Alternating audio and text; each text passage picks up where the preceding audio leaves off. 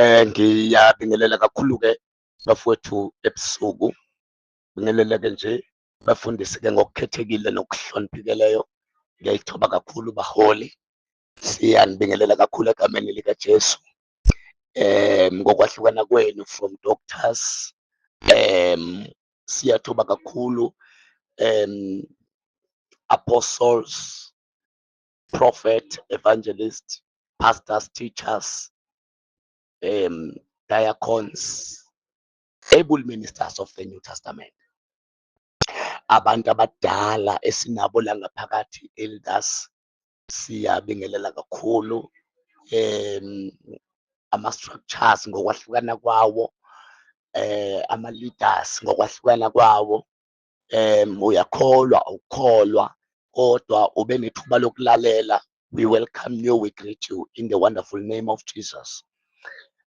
Siyafisa kakhulu ke nje ukubonga kakhulu bafowethu ithuba leli phinde lavuleka namhlanje ukuba sikwazi ukungena la kube khona sikushoyo phakathi kwenu bantwana benkosi. Asikuthathi kancane lokho, kuyililungelo umoya ongcwele akasiphe lona, esihlonipha ngendlela amangalisayo. Bafowethu siyakuhlonipha kakhulu ukukhuluma phakathi kwebandla, phakathi komhlambi kaNkulunkulu osindisiweyo. Nokukhuluma nje phezu kwempilo yomuntu bafowethu akusinto encane leyo. Siyayikhulekela leyo nto leyo day and night. Khuluma nje phakathi kwabantu abaphilayo, abantu bakaNkulunkulu. Siyakuhlonipha kakhulu bafowethu. Siyabonga kakhulu nje leli thuba esiphinde salithola lokungena la ngaphakathi. Siyazi ukuthi ke isikhathi esisibekile esiyikhethele sona sazehlukanisela sona ukuba singenela ngaphakathi nguyena u5 bafowethu, kodwa ngenxa yokuthi izimo zenhlaliseko okwamanje sikazivumeli la ihlala ngakhona nje indawana ethanda ukuba nomsindo laphaya mas approach abone o5 no6. So kufuna ukuthi ngize ngithi ukuvumela kahle ama-hour namahora ethu ukuthi ukukhuphuka kancane, so that i-background ingeze uku-affecteka, so that because sifisa ukuthi yonke into esiyiqopha la ngaphakathi ikwazi nje ukucaphuneka ngendlela efanelekile, ingafiki la khona ethi umuntu la angisezwanga phazanyisa ukuthi. So siyasibalekela ke zonke lezo zinto futhi sigweme ukuthi ke azenzeki la ngaphakathi. Bafowethu ngiyathemba ukuthi nisabusiseka futhi nisajabulile. Nangingakanizwa nisho okuthile okuwubutha nokukhombisa ukunganami bafowethu, ngiyothatha ngazathi nijabulile, nibusisekile futhi.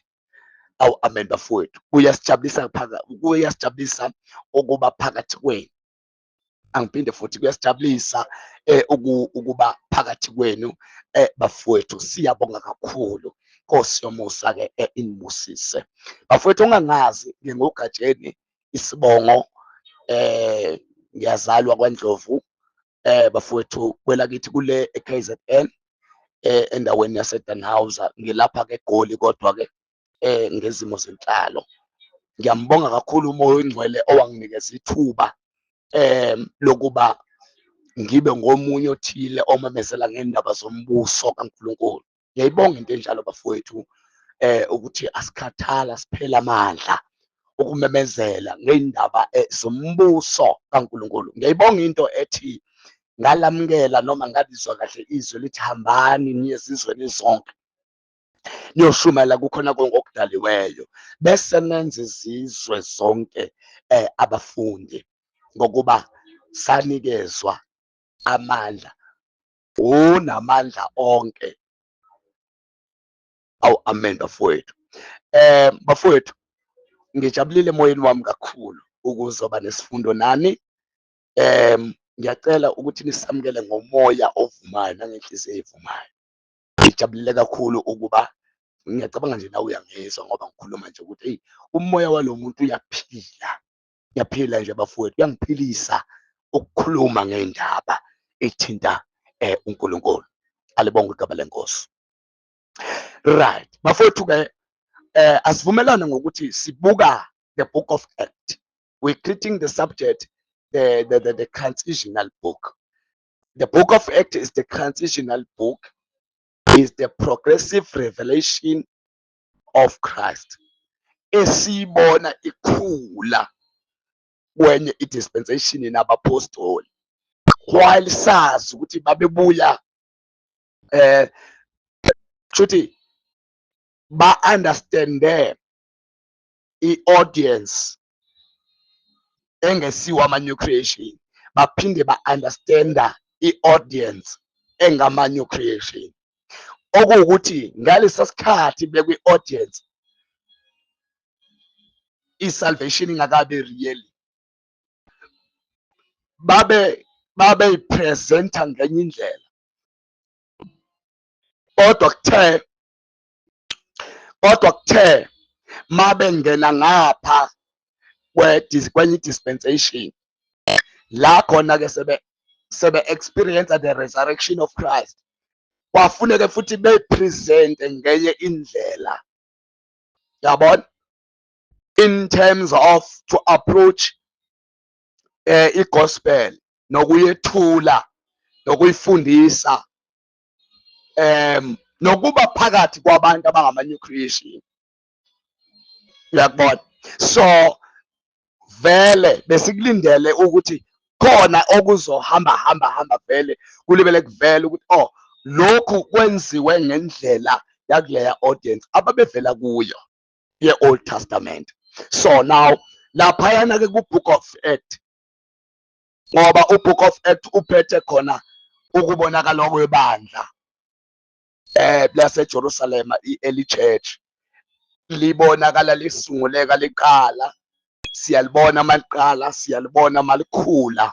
Lapho ekukhuleni kwalo sithola futhi nezinto ezithile ezilibele ziphindaphindeka, and ukuphindaphindeka kwazo zenza ukuthi emqondweni womuntu ofundayo kulesi sikhathi esikuso manje ebona kufanelekile ukuba naye ekuthathe ekwenze the same njengoba kwakwenziwa abapostoli belembe, njengoba kwakwenziwa abapostoli bemvana, the apostles of lamb. So sase sithatha ngesikhathi sethu samcela umoya kaNkulunkulu ukuthi akasilekelele ukuba sikwazi ukubuka ukuthi okay, uma sehla sifunda the letters of the epistles noma incwadi ezilotshelwa abazalwane, siyabona ukuthi ke ezinye zezinto laphaya ababezenza zihambe ziyanqamuka, ziyasala ekutheni beqhubeke nazo, yabona, zihamba ziyasala. Why? It's because ngale babesakhula kwi-revelation kaKristu, khona ezinye zezinto ababengakaze bayi-experience sayisiqala ngabo. Vele kwakufuneka sikulindele ukuthi khona okuthile okwangahle-ke ubonakale kubo ngaleso sikhathi. Kuyezwakala-ke bathandekayo. So-ke siku-part 4 manje, siqale ku-part 1 sabuka from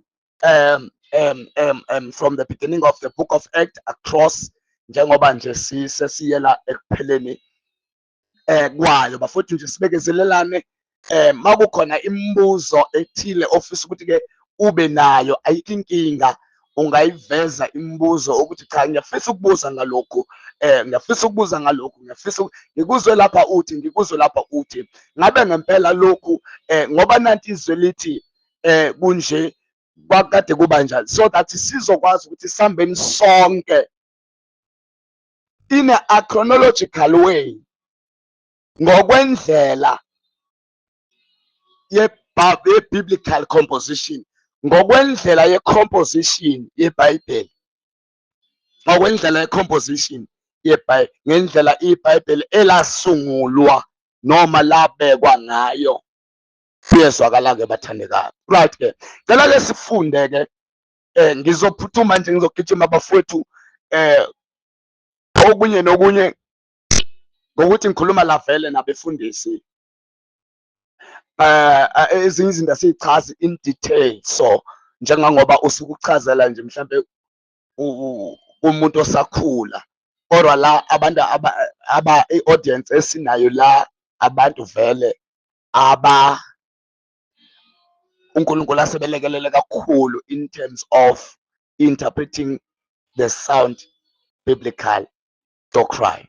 Yezwakala-ke bathandela. So ngeke sidwele noma sijiye kakhulu ekutheni sigxile entweni eyodwa. Siyandlula nje so that sizokwazi ukuthi-ke sibambe indaba ke yesikhathi. Ngicela ukufunda-ke nathi ivesi lapha in the book of Acts chapter 17 verse 30 to 31. Ngizofunda u-30 kuphela, but wena ngizocela ukuthi umfunde no-31.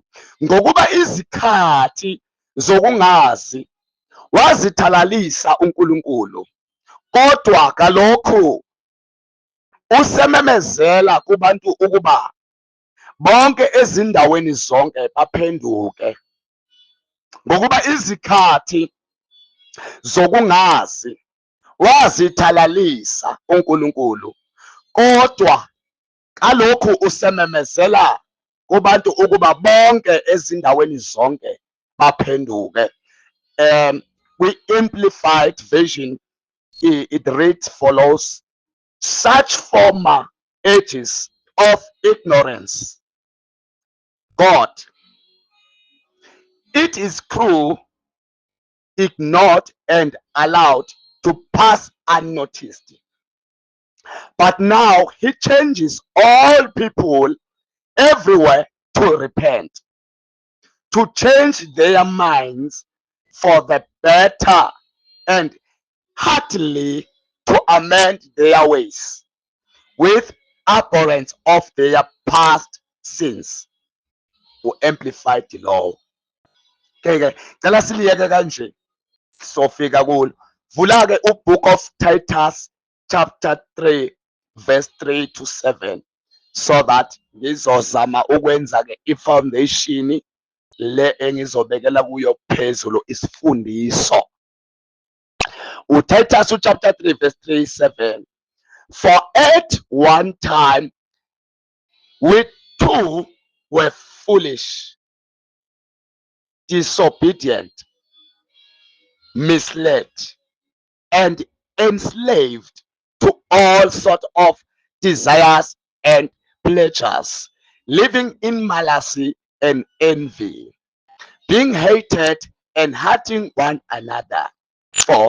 But when the kindness of God, our Savior, and his love for mankind appeared, 5, he saved us, not by the righteous death we had done, but according to his mercy, through the washing of new birth and renewal by the Holy Spirit. Verse 6. This is the Spirit he poured out on us abundantly through Jesus Christ, our Savior, so that having been justified by his grace, we would become heirs with the hope of eternal salvation. Right here. Ngicela nje ngizobheka down lamagama amathathu verse 3, then lokho kunye kwabe sekulula ukuthi sikwazi uku-understand, njengoba ngishilo ukuthi ngeke mangathiwa ngizochaza lonke leli verse, ngafuneka lichaze inyanga yonke leli verse leli, kodwa ngenxa yokuthi khona izinto engifuna ukuyiphika sihambe nazo kule sahluko noma kule chapter noma kule part esingena kuyo ka4. So ngivumele ngicaphune some of the 10 terms ezilapha kuleli verse, ngiyichaze, then bese sendlulela phambili. Right ke inkulumo kaPaul le ubhalela ke uTitus okungumntwana wakhe enkosini. Right, mayibhalela ke uveza umuzwa noma umqondo wokuthi bake bahlangana nento eyivangeli. However, emhleni ye-Old Testament ivangeli lalikade lishunyelwa ngoJohane uMbhapatisi kwakungeyokuthi phendukani ngokuba umbuso kaNkulunkulu ufikile. Right, nibhajadiswe kukho ukuthethelelwa kwezono. Bake bahlangana nento enjalo, but bathalalisa ngokuba ikhathi zongazi zayisathalalisiwe kwabaningi.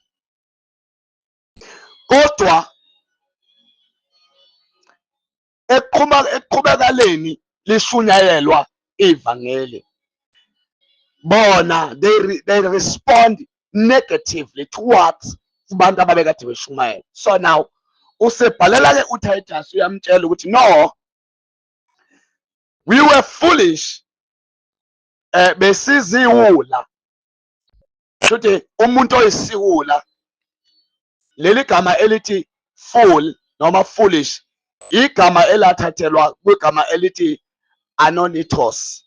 Anonitos, it's ANOETOS, elisho to unwise, unwise or senseless or unmindful. Bathi ke leli gama elivezwe nguPaul lapha lalichaza ukuthi besazi ngakho konke uJesu ayezokuletha ebantwini, kodwa sazi sinjalo sangakwamukela. Umuntu otshelwe into wayeseyayirejecta, lowo muntu ubizwa ngokuthiwa uyifuli. Kuthiwa uyifuli lowo muntu lowo onjalo, akusiyo inhlamba. It's not a vulgar language, but it's the opposition of the wisdom. It's the opposition, indlela yokumelana. Once umuntu omelana nento ethile, once you deny the truth of God, you are becoming a fool, because you were contrary of what is the truth. In that matter, why say veza kuPaul ukuthi ke, for at one time we too were foolish. Yabona uyifakile lapha phakathi, ngoba vele ngalesa sikhathi lishunyayelwa ivangeli, the gospel of promise in the Old Testament, abazange balamkela, baqhubeka baba wonhliziyo olukhulu. Right. Then secondly, they were disobedient. They were disobedient. The word disobedient is the word apietes. Is the word apietes. APITHES. Is the unbelieving or unpersuaded. Unbelieving or unpersuaded. It begins with the decisions to reject what God prefers. But kuchaza ukuthi uthatha isinqumo esiphikisana nalokho uNkulunkulu akafuna ukuthi ukufeze. Yezwakala, that is a disobedient. About if God offers the salvation, then when you deny the salvation, you are disobedient. If God give you the will, if God give you the internal life and all the blessed or the riches of glory, bese wena uthi akukho kuphila okuphakade. In other words, bese wena uthi no, uhambe uye ebantwini uyobatshela ukuthi umuntu uyakwazi ukulahlekelwa insindiso, yet ethe uNkulunkulu I provided it internally.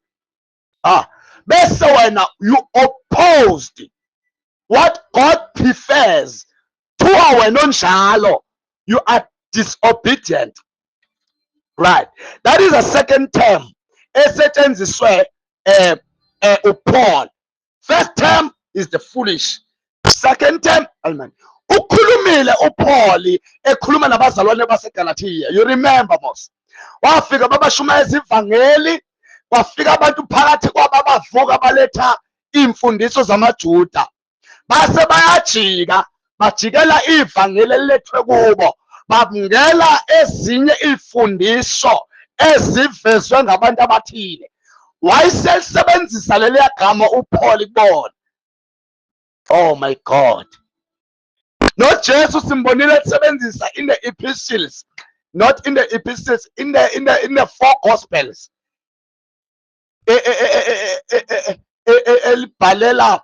Elibhalela abafundi is the book of Luke chapter 24, if I'm not mistaken. Chapter 24 from verse 25 to 26. But again, now in the philosophical lapaya, will element that is obedient. Kunezinye zezinto ezikhona ngaphakathi kwayo. One, hostile to the God revelation. Njengoba sengishilo, to being hostile to the God revelation. Ukuba nonya maqondana nesambulo sikaNkulunkulu. Lalelani bafowethu, isambulo esisinikeza ukuba sesishumayele ebantwini asiveli kithi, kodwa sivela kuNkulunkulu ngezwi lakhe. Asiveli kithi, sivela kuNkulunkulu ngezwi lakhe. Once wamelana nesambulo, you are being hostile for the God revelation. Hamburg checker in the book of Acts chapter 26 from verse 18 to 21. Number 2, a resistant to God ordained family order. And pin the foot. The second element under we term yet disobedient is to being resistant to God ordained family order. Ngicela silalela. La embusweni kaNkulunkulu there is an order, there is a protocol. God is not the author of confusion. No. Ulethile a certain order embusweni. Ngicela uyofunda uRomans chapter 1 from verse 30. Phinde ufunde u2 Timothy. Uphinde ufunde uTitus chapter 1 at verse 16.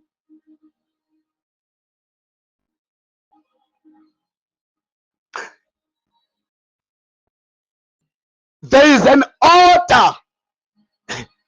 There is an order in the kingdom of God. Once wamelana nabantu ababekwe uNkulunkulu phekwempilo yakho, you are disobedient automatically. Lithi iBhayibheli awukwazi ukuhlonipha uNkulunkulu ongamboni while you are denied to respect someone obekwe phambi kwakho. Kufanele sibe careful nje bazalwane nalezi zinto lezi. We must be careful. Lento ikutshela ukuthi awukwazi ukuba semntwini ongakholelwa ukuthi uNkulunkulu umbekile phezu kwempilo yakhe. Awukwazi ukuba semntwini onjalo. Awukwazi ukuba semntwini onjalo. Automatically you will disobey God. Because vele lo muntu okuye awukholelwa ukuthi uNkulunkulu uyamsebenzisa kweyakhe impilo. Therefore kuhle ukuba umshiye uthole lo okuzoba nguye acknowledgeayo nom appreciateayo nom honorishayo. The Bible says give the honor where the honor is due. Ubalulekile ukuba obedient to the certain messenger of God. Always 3 element ekhona. Hallowing religious profession. Hallowing religious profession. Loya Halloween usho depression in dogma. It means to hold something without insignificant. Ukubambelela kwizinkolo ekungezona is to disobey. Is to disobey. Once you build your doctrine according to your experience, that is to is to disobey God.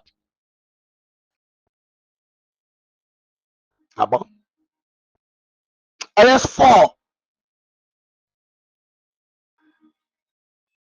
Part of the old life pre-convention. Okay. Lokho kuchaza ini? Uchaza lokho ichaza lelia verse lela elilapha ku3. Lelia verse lelia. Ngibuyele kulo. Leli verse leli. For at one time we too were foolish, disobedient, misled, and enslaved to all sorts of desires and pleasures, living in malice and envy, being hated and hating one another. Liphethe the Old Testament mindset. Yes, okay. Okay, angithi liphethe inature endala, because lezi zinto ezibalwa laphaya izinto vele zomuntu ongakazali noKristu. About those are workings of the flesh, ama-doings enyama lawa abalwa laphaya, imisebenzi yenyama. Alright, angiqhubeke. Asibuke uMeslet. Meslet is the word plano, P-L-A-N-A-O.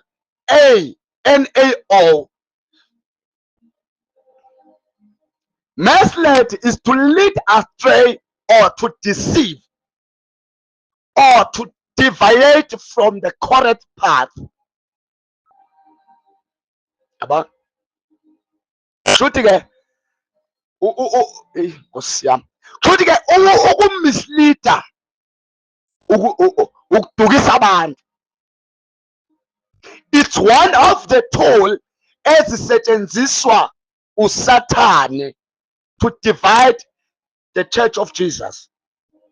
It's one of the elements, it's one of the weapons ezisetshenziswa nguSathane even this time eshumayela kuzona. You know, uthi umuntu engakatholi kahle iqiniso ekufanele ngabe elipresent ebantwini useqalile uyashumayela. Obvious, lo muntu ngoba eshumayela lapha uzowenza ama-areas, uzolislet abantu, uzodeceive abantu.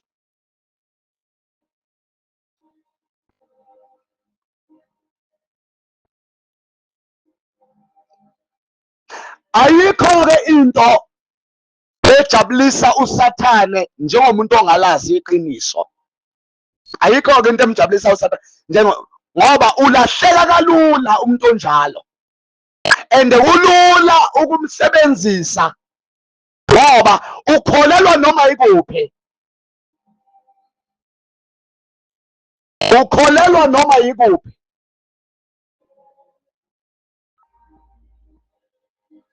Yabona, ngoba akahleli ezweni to understand the depth of the scriptures. Yabona, and if you check uloya misled i-overview yakhe, loya misled loya, if you check the overview of that term,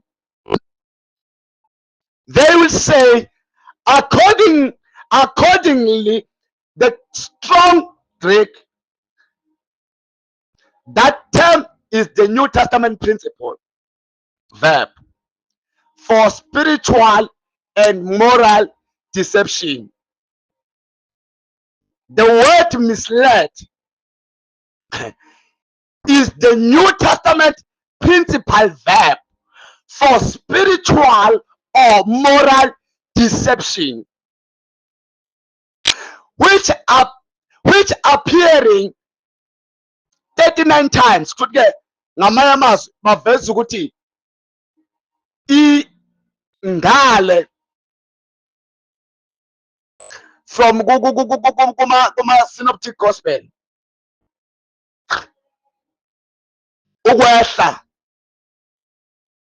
kwi-New Testament ivele kawu 39 leliya gama nje elithi misled livele 39 times, yabo, in a contextual range from pastoral concern for an hearing. Okay, futhi ke leliya gama esikhathini esiningi makade cashunwa ngalo kade belisebenzisela ngaloyo oyimvu olahlekile, ngaloyo oyimvu. Angithi siyazi ukuthi imvu is the typological of a Christian. Angithi imvu nje iphethe identity ye new creation, uyabona.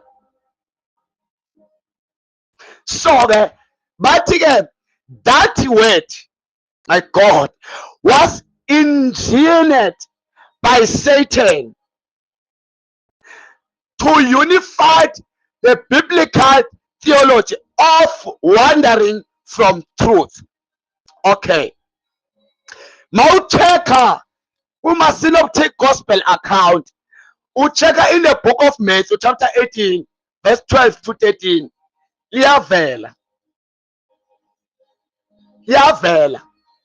it spoke about the shepherd leaving the 39, and it speaking about the umelusi oshiya izimvu ayofuna le eyodwa elahlekile. Uma ucheka uMatthew chapter 24 from verse 4 to 5, ucheka verse 11, ucheka verse 24, ucheka kuMarko chapter 13 verse 5 and 6, ucheka Luke chapter 21 verse 8, ucheke uMarko chapter 12 verse 24 to 27.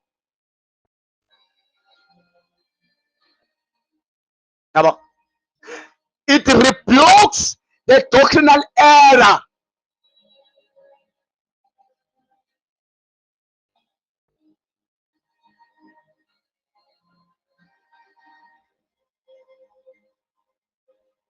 kubalulekile indlela yoku-opposa neyokumelana nokumislideka nokulahleka is to be filled with the knowledge, precisely is to be filled with the knowledge of the scriptures, precisely, accurately. Are you not deceived? Are you not misled? Once you don't know the scriptures or the power of God, apparently you will be misled. The correct doctrine is the only tool will help you to escape from deception. Right?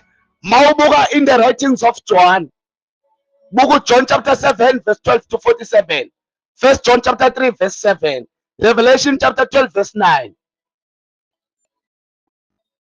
Check out incwadi zikaPaul, Paul narrative. Ucheke 1 Corinthians chapter 6 9, 1 Corinthians chapter 15 33, Galatians chapter 6 verse 7, 2 Timothy chapter 3 verse 13. Ucheke encwadini zikaPeter, 1 Peter chapter 2 verse 25, 2 Peter chapter 2 verse 15. Zonke lezi incwadi zikhuluma ngaleliya gama, ubungozi balo.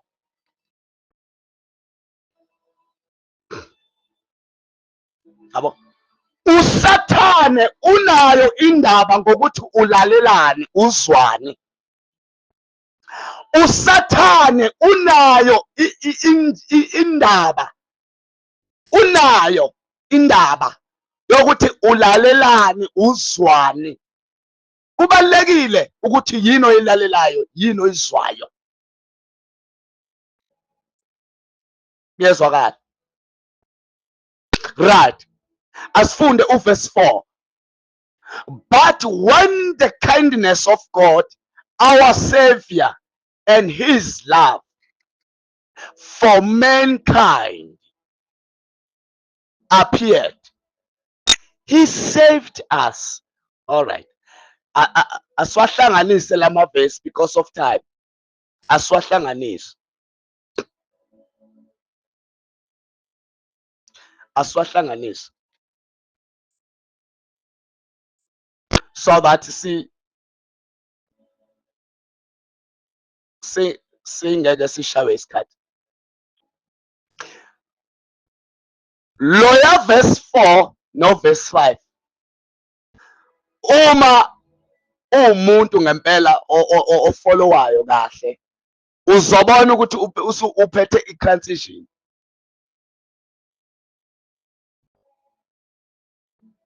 Loya verse 4 no verse 5. Uma ngempela ungumuntu ofollowishayo uzobona ukuthi uphethe i-transition, ngoba uyasuka ngale. Angithi uyabona la loya part loya uyi-conjunction statement, uyi-conjunction phrase. Usho ukuthi ngamanye amazwi lokho bekade kungaphezulu sekuzoshintsha. There is a change lapha ya. It's where the transition appears. Lalela, ungakremi ngoba omunye uzothi kanjani ngoba eqaleni sifunde uPetro and laphaya kuPetro esimfundile usinikeze a different understanding. 2 Peter chapter 3:17. Therefore, beloved, since you already know these things, be on your guard so that you will not be carried away by the error of the lawless and fall from your second standing, but grow. Uyayibona leya conjunction loya but uphethe change. Yabo laphaya kulunywa nomuntu osindisiwe kodwa ezongena kwe-transformation yokukhula to apply into osindiselwe kuyo carnally izo aligner nento osindiselwe kuyo spiritually. Uyayibona i-transition lapho umuntu ovele bekade sesindisiwe but ozokhuliswa. Yabona abapostoli bathi sebesindisiwe sewehlile umoya ongcwele lo owawuyisithembiso kuba uyowehla ngosuku lePentecost, basindiswa base bengena ekukhuleni, base bengena kwi-transition yokukhula. That is why mangiqala u-act siyabona khona ezinye izinto uPeter nje khona la alidela khona abantu ekufeni, u-Ananiya noSafira, because babe sangena okukhuleni kwento abayamukele babengakayiqondi wakusafuneka bekhuliswe. La bekade khulunywa ngalokho but ngale kuTitus sakhulunywa ke ngalokho, sekukhulunywa ngomuntu obekade engakholwa, obekade engumphikisi,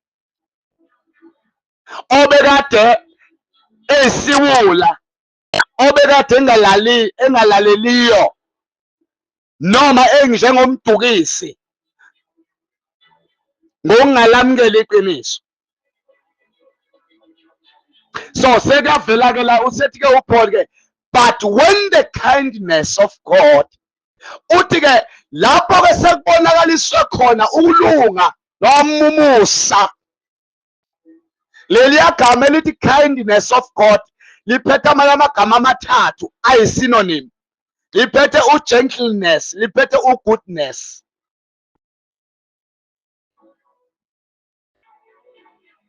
So masibona ukulunga kwemvana and his love, bese sibona nothando lwakhe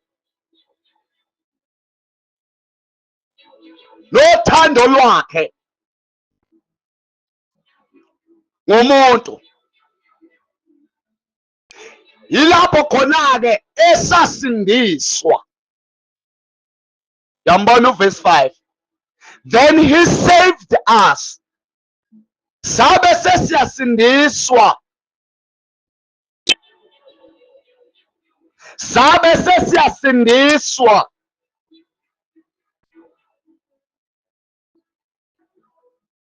Alright. Uyambona loya enslaved engazange ngisamchaza from verse 3. Enslaved to all sort of desires and pleasures, living in malice and envy, being hated and hurting one another. Uyambona mos, angizange ngisamchaza. Right? Leya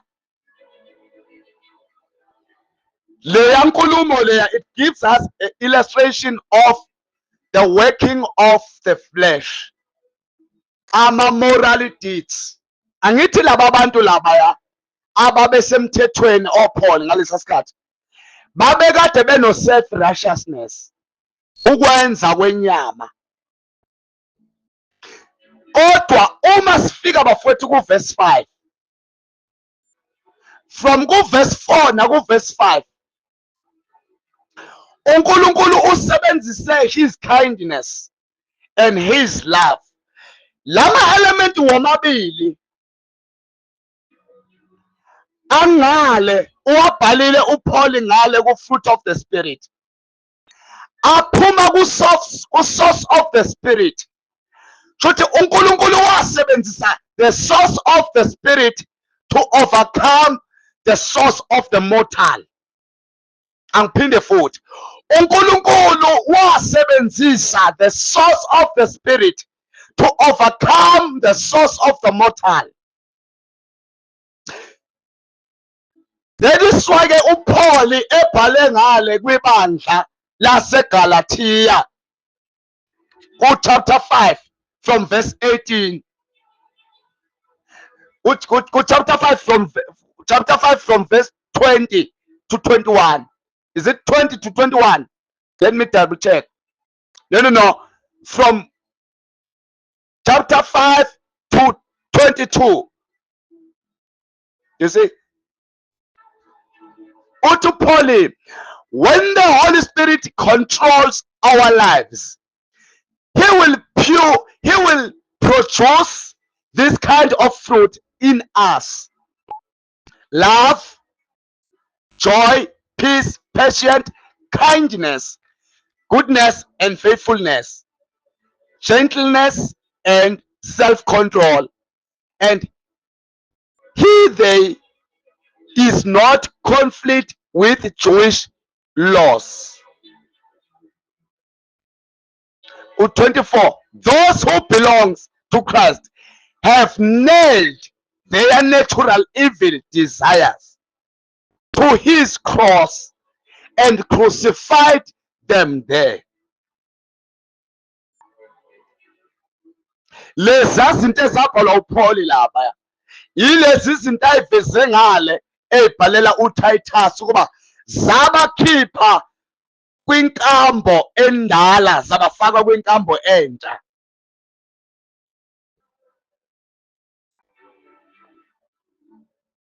So, meaning God has used the spirit of grace to overcome the working of the flesh. So then, Titus chapter 3 verse 5, it drives us to see the transition from the mortal customs to the finished work of Christ. Yes, all. So now, lelia gama elivelile, he saved us. Loya saved igama elisho usozo in acronomy, lisho usozo, elisho to rescuing someone to the danger, lisho ukuhlenga umuntu ebungozini obuthile.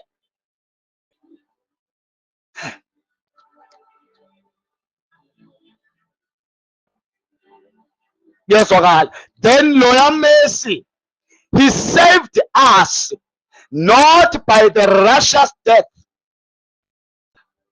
we had done, but according to his mercy. He saved us according to his mercy. Loya mercy usho u-alos, A-L-E-O-S, u-alos usho the compassion or pity. He used his shame, chaza ushame,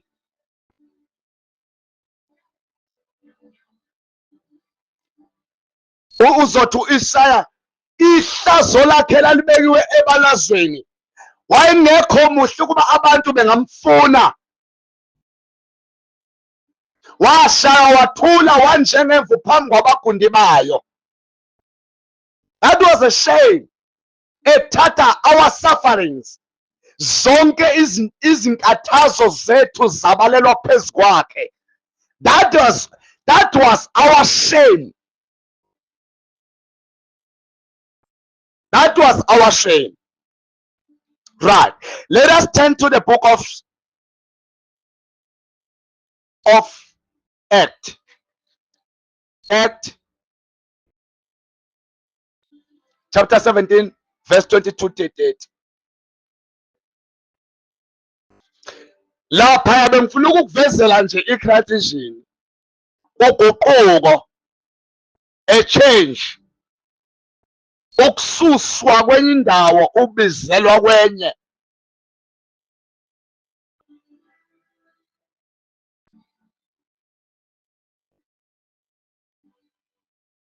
So uma uzomfunda uBook of Acts chapter 17,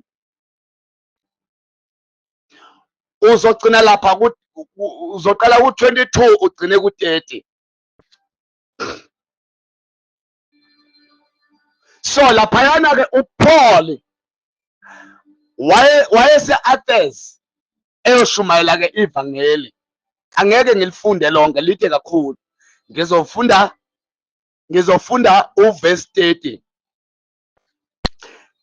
Such former ages of ignorance,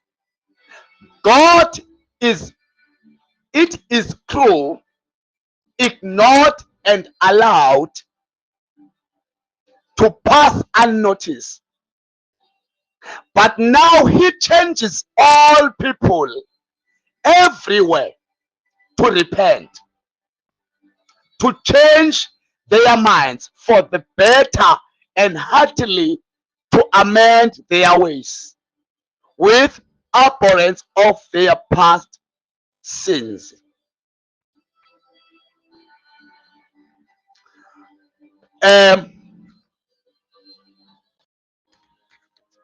So now la into ozoyithola ke ukuthi ekukhulumeni kukaPaul la mazwi eshumayeza amaJuda, ewatshela ngokubaluleka kokukhonza uNkulunkulu, ngoba uNkulunkulu esevulile i-channel noma isikhathi sokuba iqiniso lakhe laziwe ngokuthumela kwakhe indodana ife ivuswe ukuze abantu bonke besindiswe. After uPaul agresile le yantshumayelo, ngoba yonke le yantshumayelo yakhe kwakuyintshumayelo esiphambano, ngayifunda nje. Emveni kokuba esekuvezile ukuthi uNkulunkulu umelene nokwambulwa koNkulunkulu phakathi kwama-altar athile, nokumisa iy'thixo ezinjengesiliva negolide, nokuba sema-altar enziwe ngezandla zabantu, ngoba uNkulunkulu akahlali entweni enziwe ngezandla, kodwa uhlala ephakadeni lakhe. So now uzothi mawufunda kuverse 32 uzothola ukuthi amaJuda indlela aphendula ngayo uPaul aveza ukuhleka usulu, aveza ukumbhuqa. But now khona into ke la ebalulekile futhi ukuyiveza enza ukuthi ke ngilifunde leli verse ilele engiqale ngalo ngale ngesikhathi ngiqala ngifunda. Ngifuna ukukuvezela the power of consistency. I-M yami la ngoba ngikufundela leliya verse leliya ukuthi uPaul wageqa amagula eshumayela ivangeli. However, ekushumayeleni kwakhe kumaJuda lapha eAthens, amaJuda ave samhleka ukuthi awukwazi ukusivusela omunye uNkulunkulu phakathi kwethu, because they know uNkulunkulu wabo loya waseJudaism.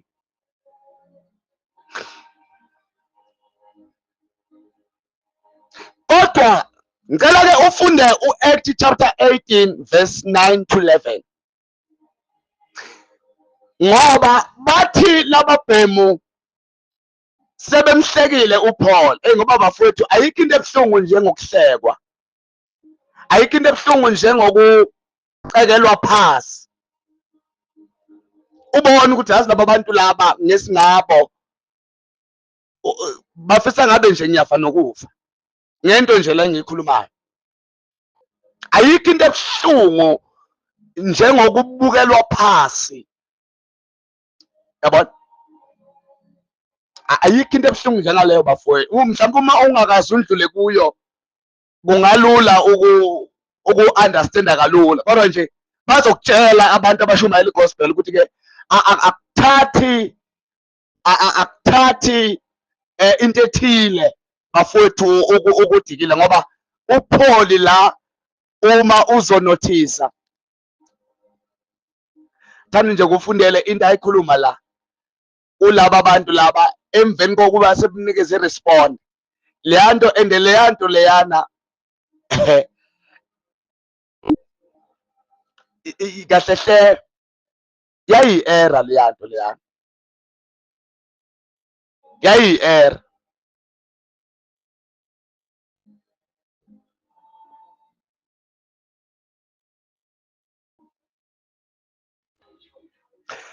Asifundeke Acts chapter 18 verse 6. Jews opposed him and blasphemed, hurling abuse at Jesus. Paul shook off the dust from his robe and said, "Your blood be upon your own heads. I am innocent from now on. I will preach to the Gentiles." Uyamuzwa ukuthi uPaul uyaduba la. Why? Isenzo abasenzile when they opposed him in the name of into bekade eshumayela noma deliver. Why seyithatha emotionally? Uyayibona? Then ke mawufunda ke lapha uverse 9 lithi ke, one night the Lord spoke to Paul in a vision and told him, "Don't be afraid. Don't be afraid. Speak out, don't quit." Uyawezwa amazwi kaNkulunkulu ekhuluma noPaul emveni kokuba i-reaction yakhe ingeyinhle, emveni kokuba abantu abashumayezile bangakholwa, kunokuthi bekholwe bamthuka. Empeleni yakhona igospel esishumayelayo inayo into yokuwaletha ama-persecutions. Verbal persecutions is the part of the gospel. Physical persecutions is the part of the gospel. Lento yokufika ebantwini kuba ngazathi abakwamukeli is the part of the gospel. Angithi wena ushumayela ngokufa nokuvuka kaKristu kanti ulindeleni. But now la into engifisa uyibuke is the power of consistence. Ukuthi ke abantu bengakwamukeli bekwamukela, remain standing. Abantu beyamukela noma bengayamukeli imessage, remain standing to the message of the cross. Hey, bakithi uthi uNkulunkulu kuPaul, don't be afraid. Uthi ayimake kodwa bafowethu, uthi ke lapha nginabantu bami engikuthumele kubo. Phela uNkulunkulu ukhuluma noPaul ukuthi ungaqasu into ayikhuluma la uPaul, uthi uPaul uthi uPaul sengiyayeka ukunishumayeza ngibuyela ukuyoshumayeza ama-Gentile. Should la wakhuluma namaJuda, sengiyayeka ukunishumayeza, igazi lenu aliphindi ukubala phezu kwami, ngiklini mina, igazi lenu seliphezu kwekhanda lenu, ngiyoshumayela kuma-Gentile. Uthi uNkulunkulu no. Yizwa uverse 10 uthini? Uthi ke uverse 10, for I am with you and no one can harm you. For I am with you, no one can harm you. Many people here in this city belongs to me. Many people here in this city belongs to me. Usho ukuthi ngamanye amazwi uNkulunkulu uveza ukuthi ke bengingeke ukuthumela esizweni uma labo bantu bengingabadingi. Yeke ukuthi abantu batheni kuwe, shumayela umlayezo kaKristu.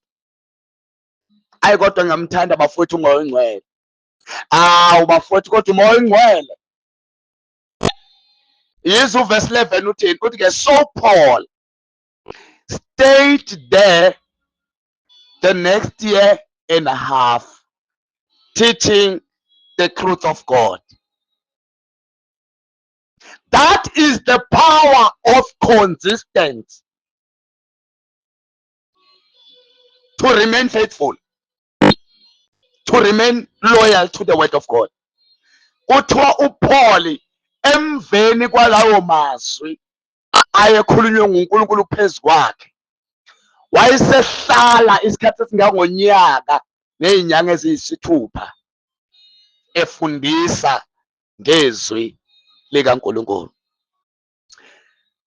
Wena oshumayelayo, hlala lapho uNkulunkulu ekuthume khona.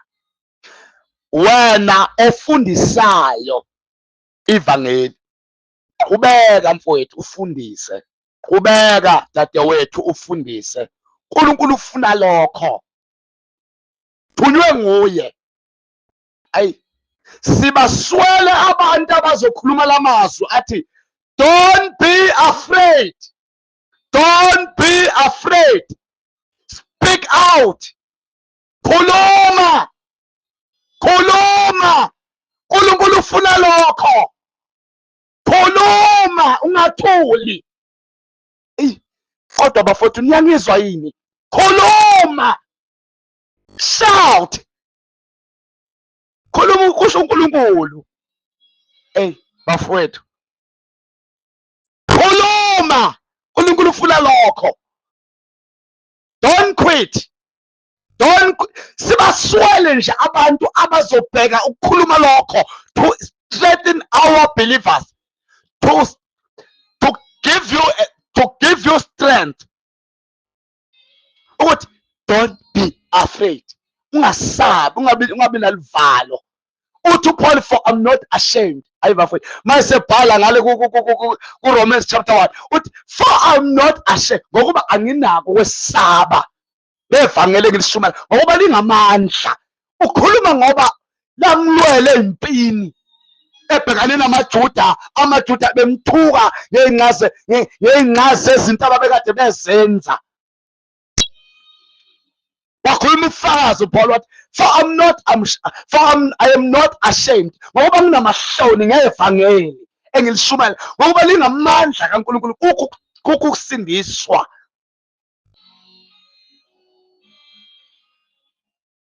Don't be afraid. Don't be afraid. Speak out. Don't quit. For I am with you, and no one can harm you. No one can harm you. Abantu bafuna iqiniso. Abantu balambele iqiniso. Khuluma iqiniso kubantu. Uyazi ukuthi iqiniso liyakwazi ukukulimaza, kodwa liphinde likupholise lona. Ngisho iqiniso phela.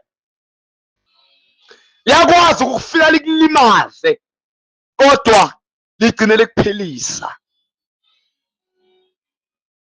Ligcina likuphelisa. Ligcina likuphelisa. Hallelujah. So, this is the power of consistency. The power of consistency.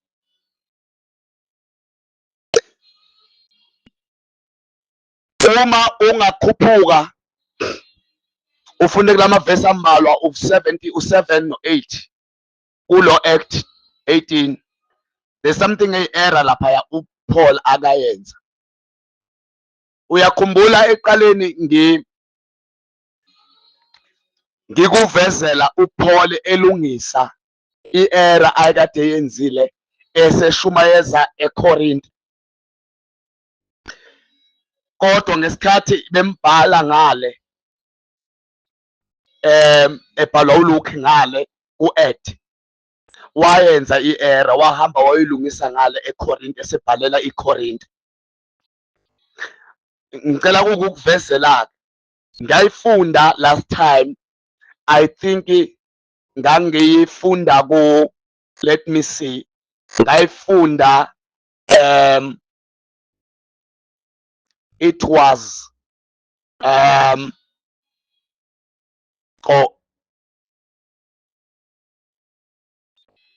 oh yes, it was the book of Acts chapter 16 from verse 25 to 33.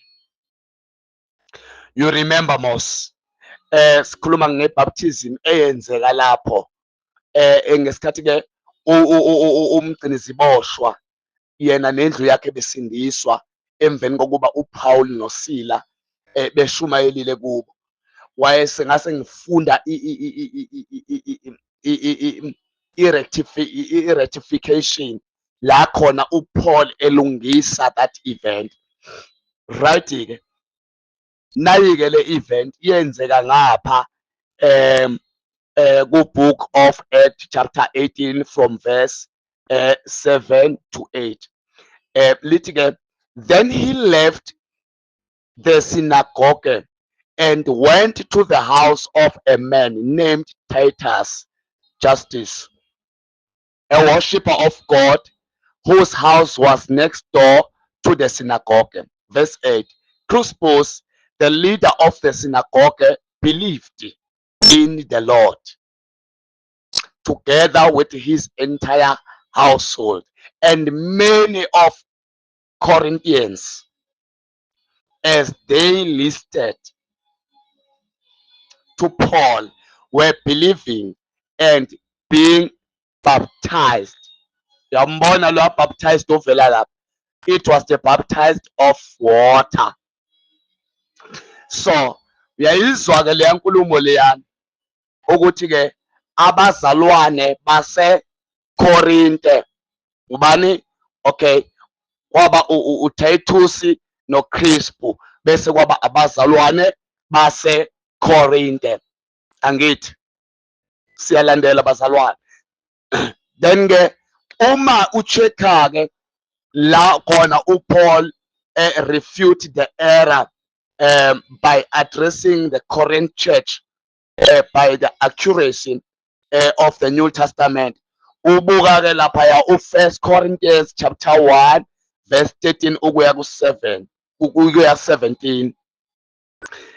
I am so thankful now that I did not baptize any of you except Kristu. uKristu ilo ovele ngale to the book of Acts la siqeda kufunda khona bazalwane. Kristu ilo ovele ngale uthi ke except Kristu and Gaius. Futhi ke loya Gaius uTitus loya Gaius. Then u15 for now on one can think that I have been trying to start something new, beginning a church of Paul. 16. Oh yes, and I baptized the family. Okay, so now I remember ukuthi ngaphinde ngabhaphathisa umndeni waka Stephanus. I don't remember ever baptizing anyone else. 17. For Christ did not send me to baptize. For Christ did not send me to baptize, but to preach the gospel. And even my preaching sounds poor, for I do not fill my sermons with profound words and high sounding ideas, for fear of diluting the mighty power there is in the simplicity message of the cross of Christ. uTLB lo engangifunda ngaye la about as well as lento sibona la ikhulunywa nguPaul eyakhulunywa nguPeter when uPeter after eshumayele kuphi to the city of Joppa in the house of Cornelius. Angithi uyakhumbula ukuthi we have discovered that baptism of water was given to John the Baptist, was not meant for the New Testament church. About uPeter lapho he remembered the Lord's words. Akuphi alaphaya ku-Acts chapter 11 from verse 1 to 16. Kodwa ke mawufunda noma ungafunda nje u15 16 ukuze usheshe ufike.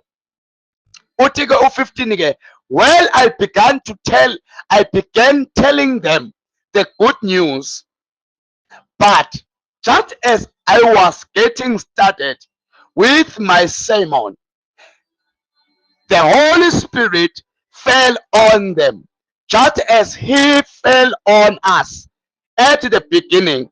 Verse 16. Then I thought of the Lord's words when he said, yes, John baptized with water, but you shall be baptized with the Holy Spirit. Amazwi kaJesu la ayewakhumbula uPeter ngesikhathi eshumayela eJopha, uthi ngashumayela kwehla umoya ongcwele, ngakhumbula usuku lwePentecoste u-Acts chapter 2 ngesikhathi sihlangene to the feast of Jews, la khona kwehlela umoya ongcwele phakathi kwethu.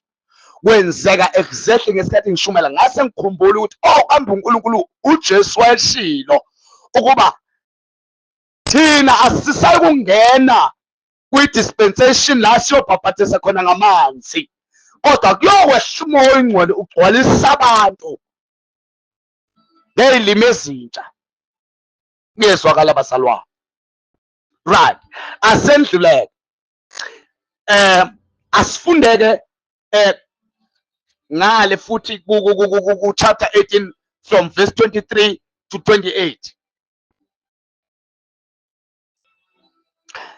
After spending some time there, Paul left for Turkey again, going through Galatia and Phrygia, visiting all the believers, disciples, encouraging, strengthening, imparting imparting them and helping them to grow in the Lord. Verse 24, as it happened, a Jew named Apollos, a wonderful Bible teacher and preacher, had just arrived in Ephesus from Alexandria in Egypt. Verse 25 and 26. While he, Apollos, was in Egypt, someone had told him about John the Baptist and what John had said about Jesus. Listen carefully. Listen very carefully. Let me repeat it again. While he, Apollos, was in Egypt, someone had told him about John the Baptist and what John had said about Jesus. But that is all he knew.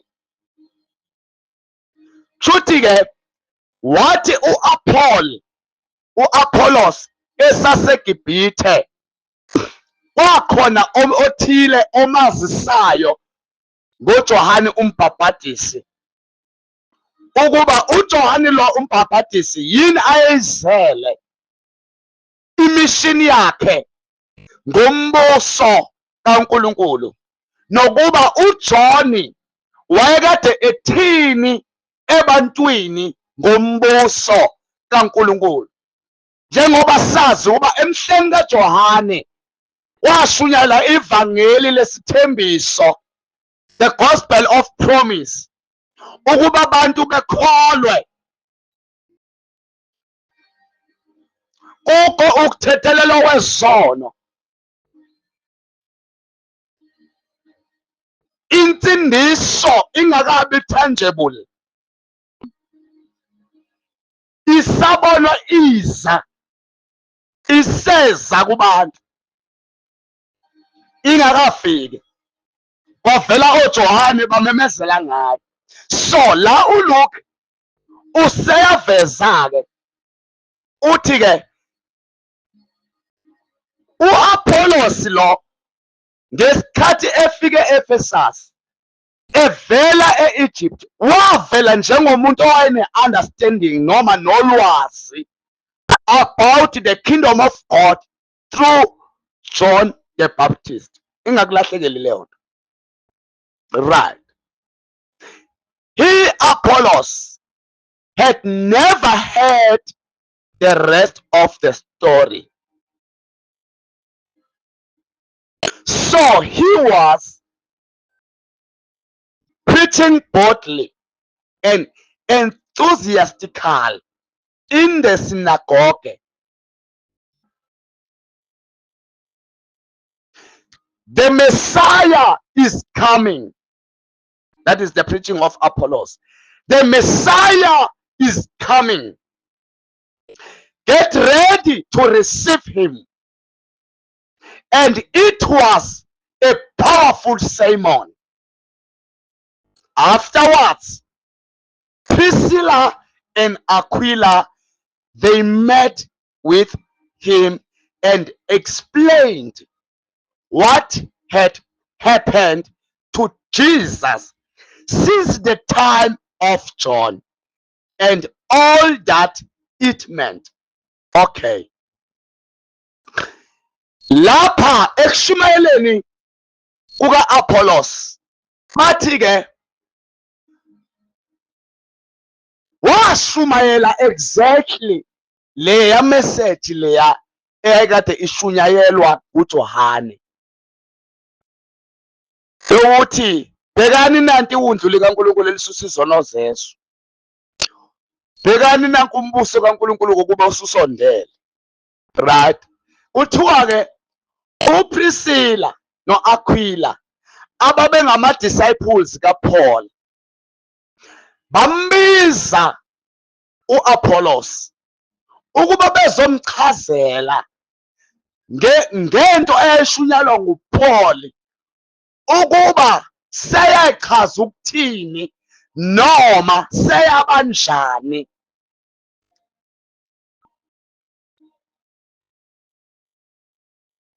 Futhi-ke sekuyachazela-ke la ukuthi ngesikhathi efika lapha e-Ephesus u-Apollos into ayishumayela kwangayona igospel. Alright, loya powerful Simon ombona lapha awusho ukuthi it was the gospel, kodwa iveza ukuthi uNkulunkulu wangenelela ekungazini uka-Apollos ekushumayeleni kwakhe, because u-Apollos lo wayengasiyo iful, but he was stupid because he was lack of knowledge. Wayengazi hayi ukuthi wayazi reject message, no, wayengayazi. Ngamanye amazwi, uma ngabe ushumayela imessage wrong ebantwini ungayazi right, uNkulunkulu uyakwazi ukungenelela for the sake of the people. Angiphindi ngithi kanjena, uma ngabe ufika ebantwini loshumayela ushumayela ungasikho, uNkulunkulu uyakwazi ukuvela esindisa abantu because bewungazi. Kodwa uma sewazi, kodwa uma sewazi iqiniso levangeli bese ushumayela leya nto okade ushumayela ungakazi, then you are becoming a fool. You are becoming a fool. You are becoming a fool. Okay, sibaswelele abazalwane abanjengoPriscilla no-Aquila embusweni kaNkulunkulu. Sibaswele nje labo bazalwane abathi uma ngabe bemzwile umuntu eshumayela bengabheki ukuthi hawu namba abantu besindisiwe, hayi all is well, kodwa bendlule kulokho, kodwa bendlule ukuthi abantu basindisiwe, yebo, kodwa manje basindiswe ngemessage engesiyo. Sibasweleka abantu abanjalo. Angazi noma bayasaba yini ukuthi umuntu uma ekhuluma ongasikho bemtshela ukuthi cha akusikho.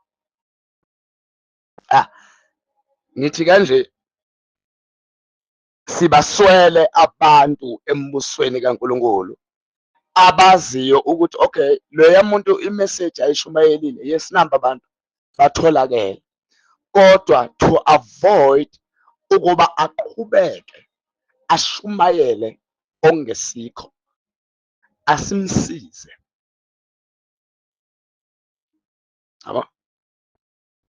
Especially the fathers of faith. Especially the fathers of faith. Sibaswele obaba abathi hayi wethu cha ayinjalo. No, yes, basukumile bashaya izandla balila, but no, ayisiyo leyo, ayisiyo. Sibaswele abantu abanjalo, yabo. They are so ashamed, they are so sympathy to correct someone, yabo. Ngoba umuntu misrepresenta the truth of the scripture, once you misrepresent the truth of the scripture, the knowledge is lost. Funwazi once kwasabalala amanga ngizukana kuvela iqiniso, yoba ngazathi into entsha. Once abantu bezwa kakhulu amanga noma into engeyona, mzukwana kuvela okuyiyo noma okufuneka ngabe bayayizwa. Ubonakala ngazathi leyo nto ezwakalayo isingukwedukisa laba bantu, because already ingqondo yabo isi-indoctrinated with the false teachings. But ngiyamthanda uPriscilla. You see, uPriscilla wenza into yokubana no akufuzeke sijatshuliswe ukuthi ke abantu basukumile bahalalisa, basindiswa, abanye bazinikela. Yabona, kodwa lo muntu lo, because uApollos uma uzomcheck kuthiwa wayenzulu lapha ekuvuleni khona imibhalo, kuthiwa wayekade ejulile, wayewumuntu owayekade ekwazi ukucwaningisisa okufihlakele emibhalweni. Kodwa nokuba kwakunjalo kwakudingeka abantu abathile abazathi no, not this one, not this one. Wena uthini ngakini uma ngabe uzwa abantu beshumayela ongakhona, kodwa iqiniso uthini wena kulaba bantu abalapho around you? Wena uthini, uzifeza uthini wena? Asikhulume ngawe-ke manje, asifake kuPriscilla no-Aquila bawenza wabo umsebenzi, asikhulume ngawe ukuthi wena uthini kubo. Uno-TikTok la khona ongaphumi kungashunyayelwanga, uthini? How does you engage? Did you engage? Uya-engage yini nabantu batshela ukuthi cha akunjalo, noma uyathula nje, uyathula? Uthi uNkulunkulu speak out, ungathuli, speak out, ungathuli, khuluma khona uzosizakala. Khuluma khona osizakalayo. Oh my God, labazalwane ngaze ngabathanda mani, uyazi. Nkosi yami, azabathanda, ngaze ngabathanda.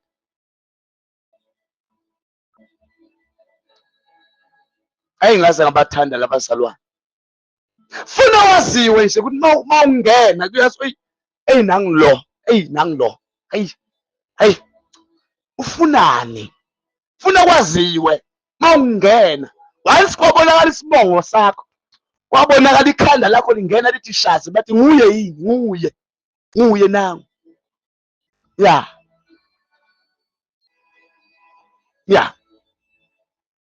Ngoba uyazi mfowethu, uNkulunkulu kusizile, yabona, futhi nakhona ukwenza out of love.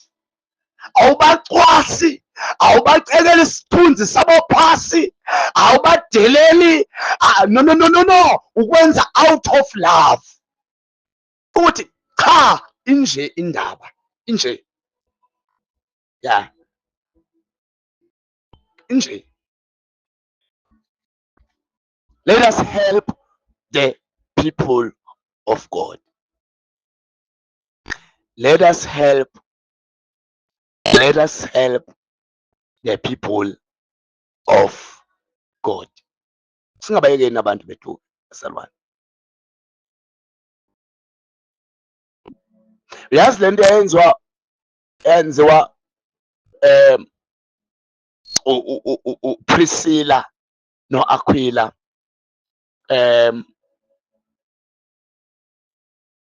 uyazi ukuthi le nto is the part of gospel. It's the part of gospel to save the truth, to defend the message of faith. It's a part of gospel. Ibizwa kuthiwa is the apologia. APOLOGIA, to protect or to defend the kingdom of God. Yabo. Kodwa ke khona into ke engithandayo, labazalwane ababili uPriscilla noAquila, after sebeyenzile kulo mzalwane uApollos, izwe iBhayibheli ke lithini. Izwa iBhayibheli. Uyazi umuntu onomoya kaNkulunkulu uyazi ukuthi uma ngabe kukhona into ombonisa yona akakwati. No, umuntu nje onomoya kaNkulunkulu inature yakhe ufuna ngabe injalo, yabo, akakwati. Kodwa into akayenzayo uyama ekukhulumeni, ebuyele ekufundeni nasekwazini, so that ezodrespa lento le ehambe mhlambe yamlahlekela noma wangayibona. Asilifundeke leli verse bese ngivala ngalo. U-Acts chapter 18 27 no 28. Then Apollos had been thinking about going to Greece, and the believers encouraged him in this.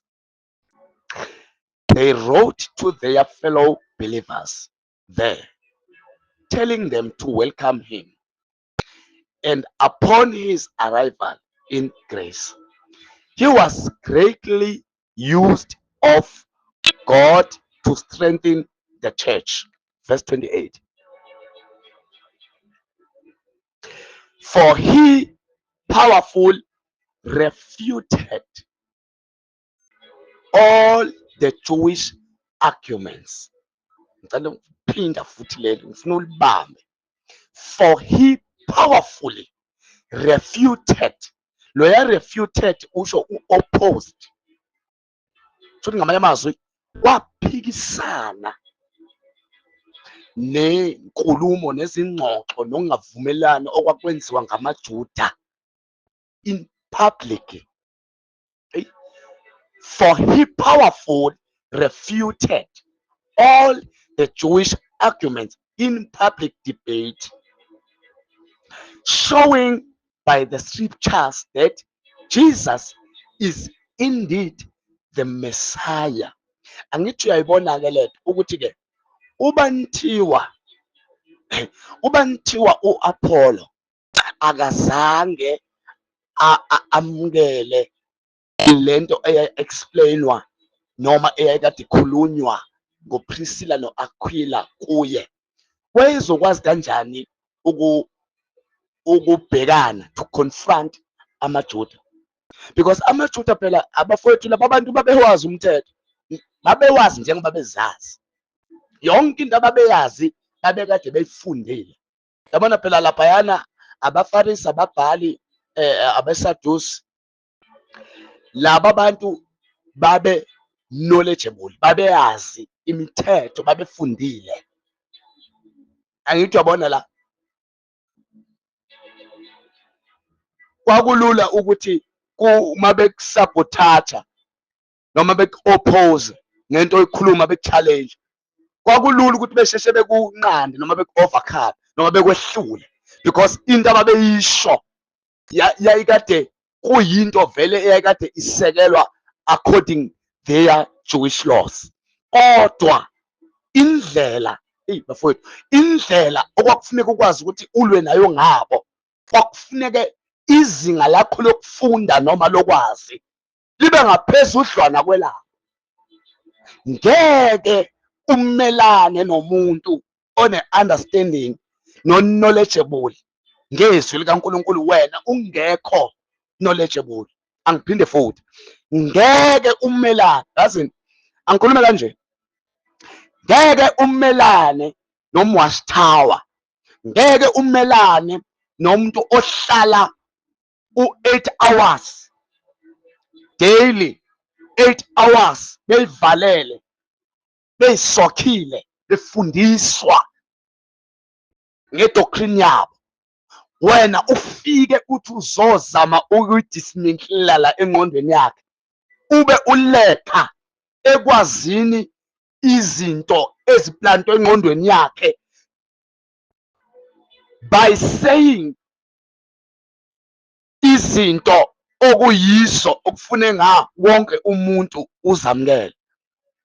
Kuthi ngamanye amazwi, wena kufuneka wazi kangcono lezi zinto ezifakwe kuye, uphinde wazi kangcono lezi zinto kufuneka zifakwe kuye.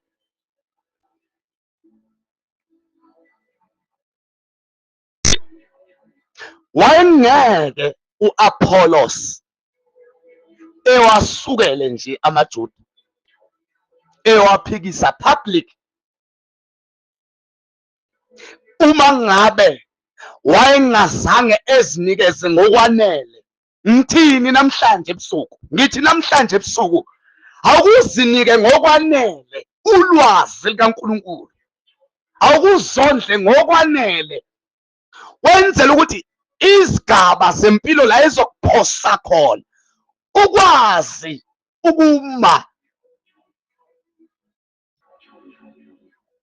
ukuba yinxusa and an ambassador of the kingdom of God. Isizathu sokuthi singakwazi ukusiza abantu ingoba some of us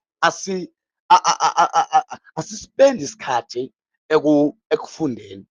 We are still lacking in terms of the understanding and the knowledge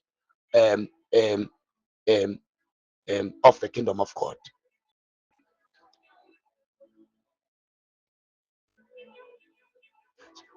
So kubalulekile ke ukuzinikezela. Awuvule nathi chapter yokugcina nje ngoba nasi isikhathi sisasekhona. Awuvule nangu chapter 19. Sibuku chapter 19. Chapter 19 verse 1 to 6. Something nyana engifuna ukukubonisa yona. Act chapter 19 verse 1 to 6. Funa ukucheckisa i-transition ukuthi sikhuluma ngani masikhuluma nge-transition, so that ungeze ukwenza ama-error unaware, so that ungeze ukwenza ama-error unaware. Sithe into akusho ukuthi ngoba ivelile lapha in the book of Acts sekufuneka uyithathe uyoyenza. No, you must check it ukuthi after seyivelile abapostoli baqhubekile yini nayo ukuyenza nangesikhathi sebebhalela abafundi babo emabandleni. Ufuna uyicheck. Akuthi uyabona nje akukho la ekusavele khona izishumi la. Beginning of the book of Acts akukho la ekusakhulunywa khona ngezishumi. Yabo, le nto it must tell you something. Leyo nto kufuneka ikutshele into ethile. Yabo, siku chapter 19 man akukho la sisabone khona izishumi sivela. Yabo, akukho la sisabone khona kuvela ama holy communion. Kodwa ke asiqhubeke siye phambili.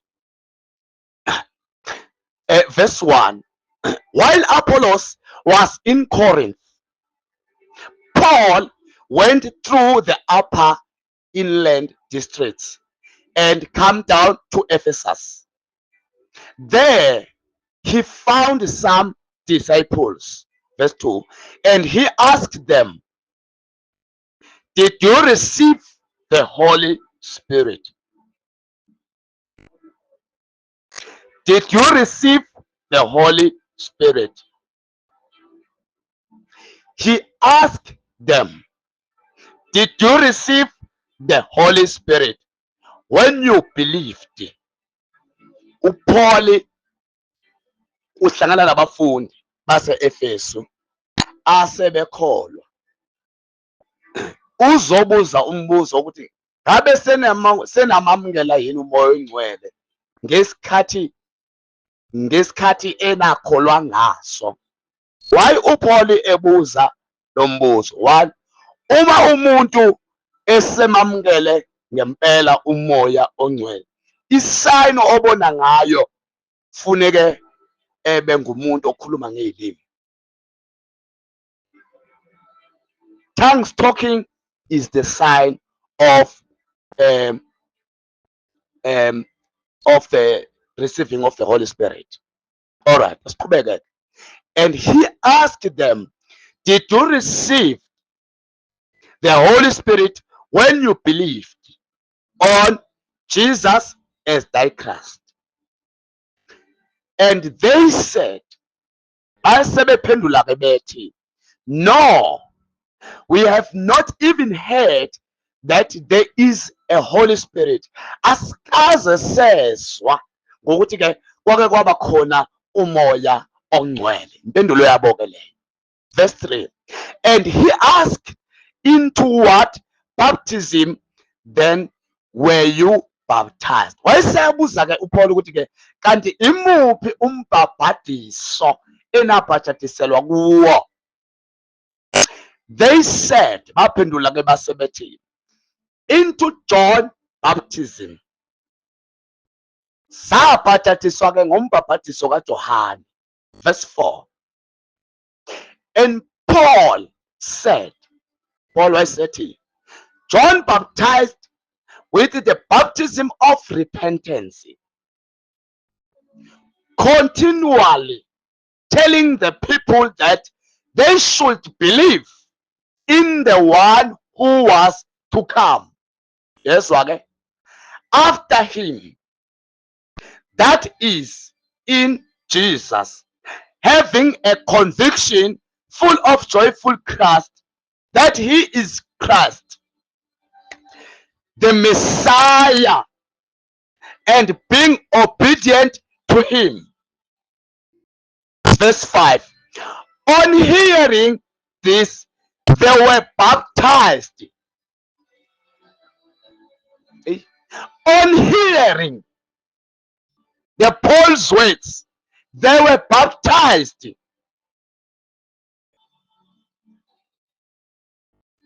Again, this time in the name of the Lord Jesus. Verse 6. And as Paul laid his hands upon them, the Holy Spirit came on them, and they spoke in foreign unknown tongues and prophesied. All right. Sengiqedile. This is a transition. This is a transition. Babebhaphathisiwe ngombhaphathiso kaJohane owawukade ukhuluma nge-repentance nangokuza kukaYesu. Babengakaze bemuzwe umoya oyingcwele, meaning babengasindisiwe. However, babekholwa according to the Old Testament. Abantu bonke be-Old Testament babengasindisiwe ngoba uJesu wayengakafi evuke, insindiso yayingakabi khona. However, yayisishunyayelwa, bekholwe figuratively, bekholwe not literally but figuratively.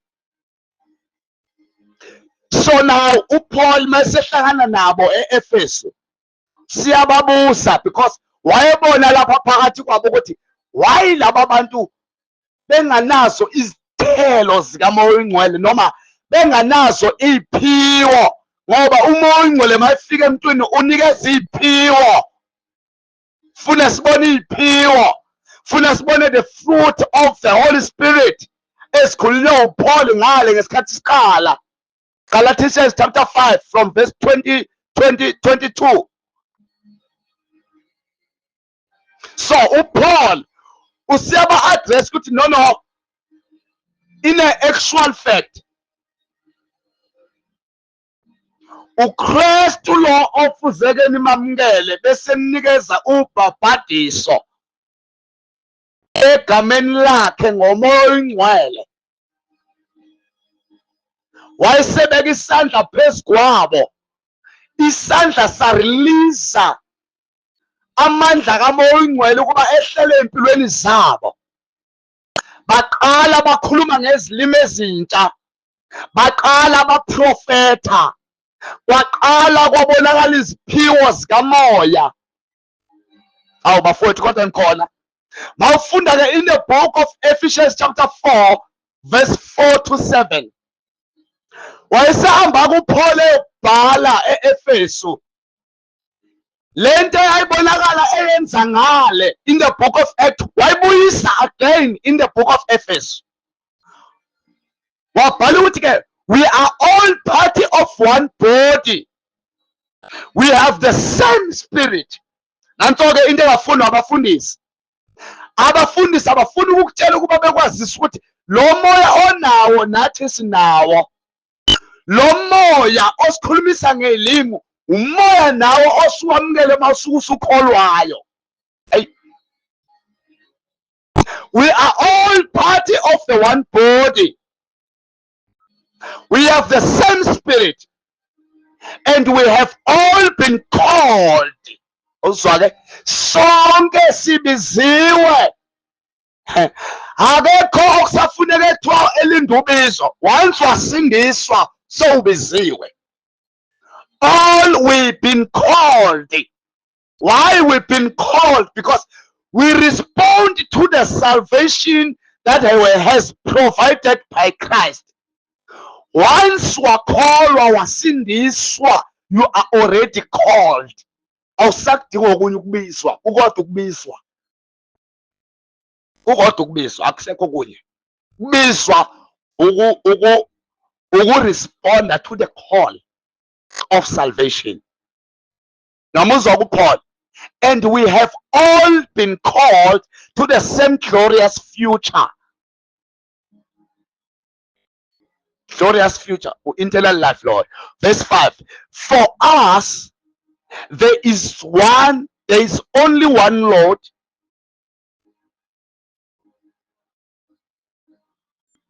Verse 5. For us, there is only one Lord, one faith, one baptism. In the foot. For us, there is only one Lord, one faith, one baptism. And in the foot. For us, new creations, new species. Zidalwa ezintsha. For us, there is only one Lord. Munye uNkulunkulu, abekho mthathu. Bekho zinqo ezintathu. Munye, one God. There is one Lord, one faith, munye ukukholwa. Insindiso kuphela, akukho kunye. And there is one baptism. Munye umbhaphathiso. The baptism of the Holy Spirit. The baptism of the Holy Spirit. Verse 6. And we all have the same God and Father. Ngokuba ke sonke sinoNkulunkulu ofanayo. Nobaba oyedwa ofanayo. And we all have the same God and Father who is over us all and in us all and living through every part of us. Hey, bafowethu, hey, uyabhala lo muntu obhala le translation. Yini amplified le? Athi amplified. Yeah, amplified. And we all have the same God and Father who is over us all and in us all and living through every part of us. Verse 7. However, Christ has given each of us special abilities, whatever he wants us to have out of his rich storehouse of gifts. Angiyibeke lapha Haleluya. Eyi bafowethu,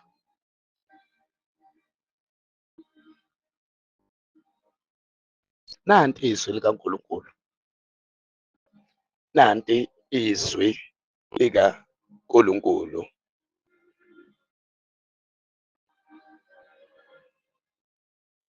For us, there is only one Lord. For us, not them, us. New Testament church, us, not them. No. Thina, ngokuba thina. For us, there is only one Lord. Munye uNkulunkulu, yenye inkosi. One faith.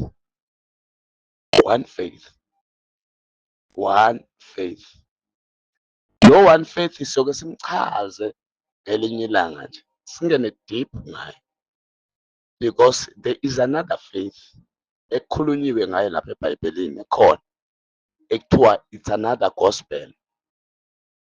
Ilaphaya ku-2 Corinthians chapter 11 verse 4. Masithola isikhathi nje kahle siyoke sichaza ukuthi what is another gospel, another faith.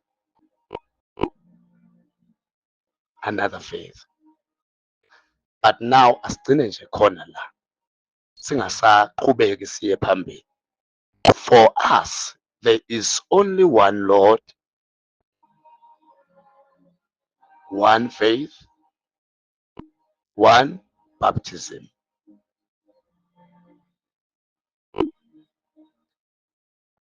Yilo-ke izwi likaNkulunkulu leli. Libeka izinto ngononina.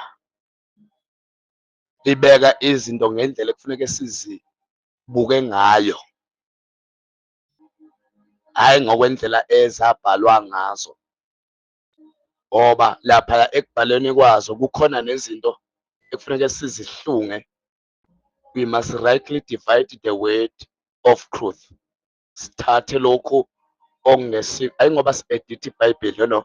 Sithatha lokhu okungafuneke ngabe kuyabonakala ebandleni by taking the epistles and unlock the mysteries.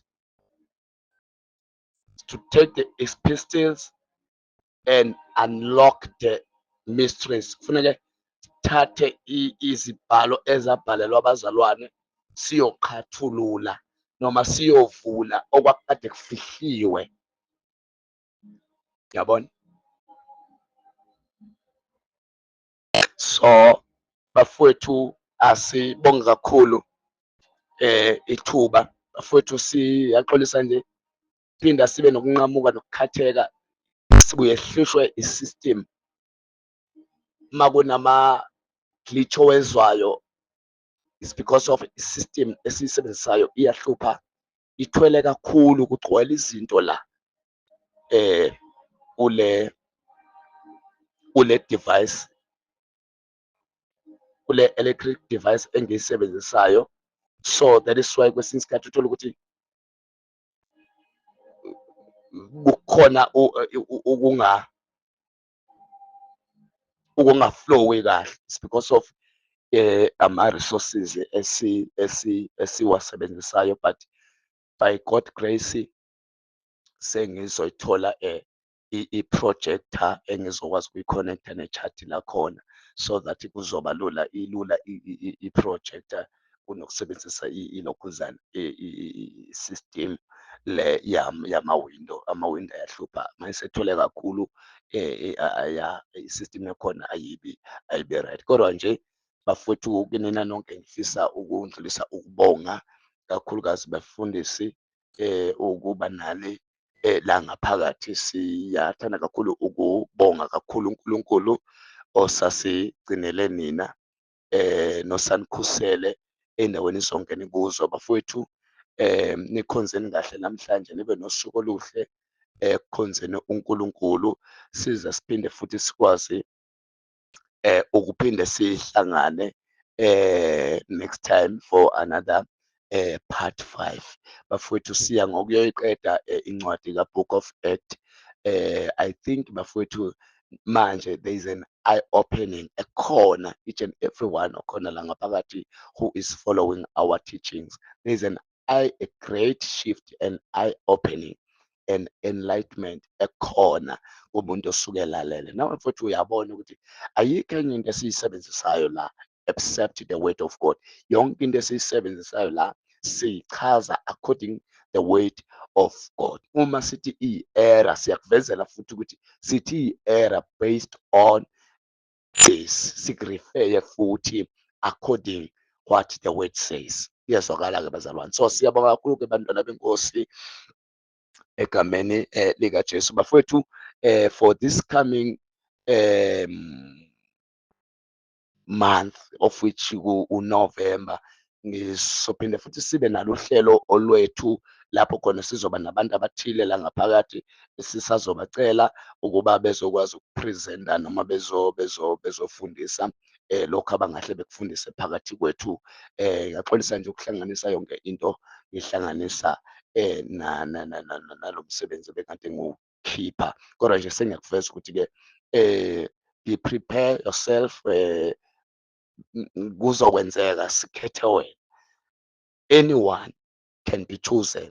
Singenzeka sikukhethe, sicela ukuthi kube nento oyishoyo la ngaphakathi, uzoba nesifundo ngezwi likaNkulunkulu. Kuyezwakala-ke bathandekayo. So siyabonga kakhulu-ke, Nkosi yomusa ayinibusise kakhulu egameni likaJesu. Mayibe yinhle i-weekend yenu, qale kahle usuku, lube luhle egameni likaJesu uKristu. Amen and amen.